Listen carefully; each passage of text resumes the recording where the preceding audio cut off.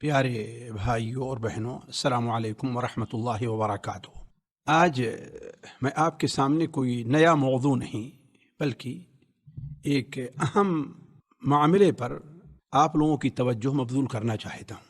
وہ یہ ہے کہ ہمارا آپ کا ایمان ہے کہ قرآن مجید ایک نادر خزانہ ہے۔ قرآن مجید اللہ ذوالجلال کا کلام ہے۔ قرآن مجید دنیا میں وہ تنہا چیز ہے جو ہمارے پاس موجود ہے اور مخلوق نہیں ہے۔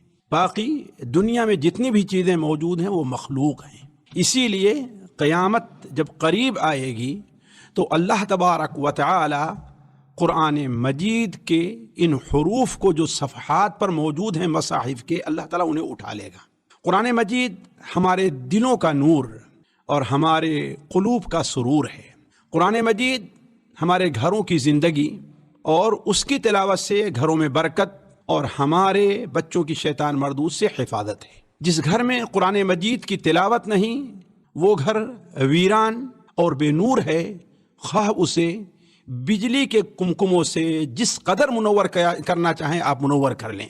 سنن ترمذی میں حضرت عبداللہ ابن عباس رضی اللہ تعالی عنہما کی حدیث ہے کہ نبی کریم صلی اللہ علیہ وسلم نے ارشاد فرمایا، وہ شخص جس کے دل میں قرآن، جس کے اندر قرآن کا کچھ بھی حصہ نہیں ہے، وہ قرآن کو کچھ بھی یاد نہیں کیے ہوئے ہے، قرآن کا کچھ بھی پڑھنا نہیں جانتا، اس کی مثال ویران غیر آباد گھر کی ہے۔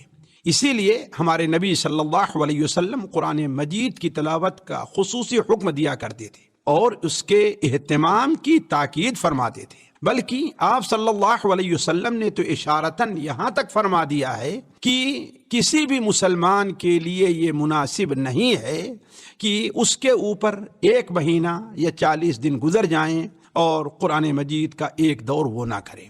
لیکن ان تمام اہمیت کے باوجود آج اس فتنے کے دور میں ہم لوگ اس نعمت سے غافل ہیں۔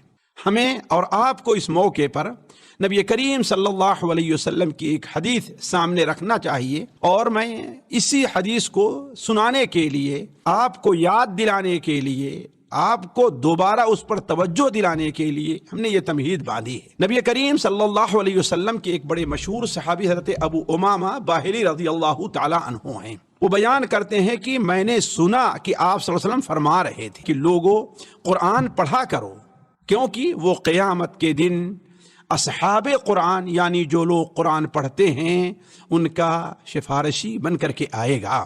زہراوین یعنی جو 2 چمکتی ہوئی روشن صورتیں ہیں، یعنی سورۃ البقرہ اور آل عمران کو پڑھو، کیونکہ وہ قیامت کے دن اس طرح آئیں گی گویا وہ 2 بدلیاں ہوں یا 2 سائبان ہو یا 2 قطاروں میں اڑتے ہوئے پرندے ہوں یا پرندوں کے جھنڈ ہوں۔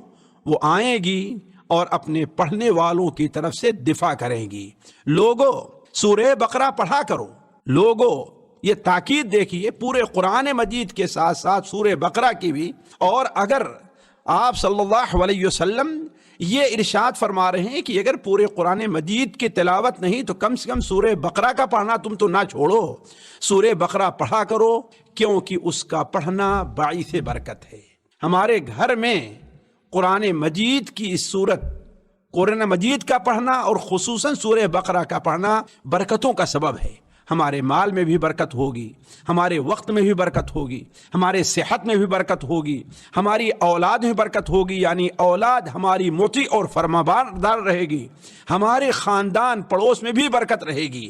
آپ نے اس لیے مطلق فرمایا کیونکہ اس کا پڑھنا باعث برکت ہے، اس کی تلاوت کو ترک کرنا حسرت کا سبب ہوگا۔ اور ایک بہت بڑا فائدہ جس سے آج ہم غافل ہیں، نبی کریم صلی اللہ علیہ وسلم نے ارشاد فرمایا کہ وَلَا يَسْتَطِيعُهُ الْبَطَلَةُ، سورہ بقرہ جس گھر میں پڑھی جائے گی، سورہ بقرہ کی تلاوت جو شخص جیسا کرنی چاہیے تلاوت ویسی کرے گا تو جادوگر کی اس سے مقابلہ کی طاقت نہیں ہے۔ تو یہ بڑی اہم حدیث ہے ساتھیوں، جسے ہمیں اپنے سامنے رکھنا چاہیے۔ اللہ تعالی ہمیں اور آپ کو اور تمام مسلمانوں کو صاحب قرآن بنائے، جو صاحب قرآن اللہ والے اور اللہ کے اہل کہے گئے ہیں۔ والسلام علیکم ورحمۃ اللہ وبرکاتہ۔